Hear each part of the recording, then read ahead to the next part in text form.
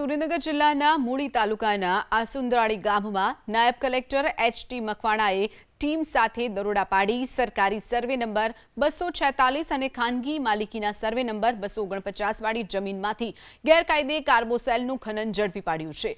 અધિકારીઓએ એક tractor, 2 compressor machine, 40 metric ton કાર્બોસેલ અને 4 ચરખા મળી અને કુલ 11 લાખનો મુદ્દામાલ જપ્ત કર્યો છે। આ જમીન ઉપર અન્ય કોઈ નહીં પણ ગામના ઉપસરપંચ જ કરતા હોવાનું સામે આવ્યું છે। ભવાનીગઢ ગામના ઉપસરપંચ રતાભાઈ જોગરાણાએ જ સરકારી તિજોરીને નુકસાન કર્યું હોવાનું પણ ખુલ્યું છે।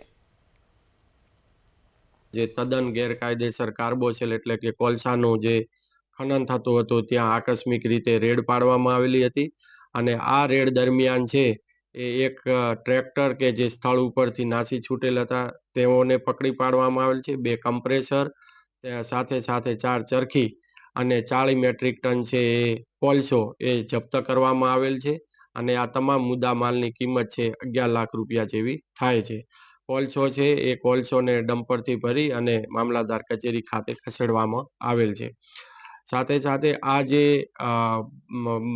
અસુંદરાળી ગામે જે ગેરકાયદેસર જે ખનન કરાવતા હતા કાર્બોસેલનું એ નજીકના ગામ ભવાનીગઢના ઉપસરપંચ છે રતાભાઈ વીરાભાઈ જોગરાણા છે તેઓ કરાવતા હતા અને તેઓએ ત્યાં જમીન ઉપર છે ગેરકાયદેસર રીતે સરકારી જમીનમાં એક પાકું મકાન પણ બાંધવામાં આવેલું હતું। એ મકાન ધ્યાને આવતા તાત્કાલિક લોડરથી તોડવામાં આવેલ છે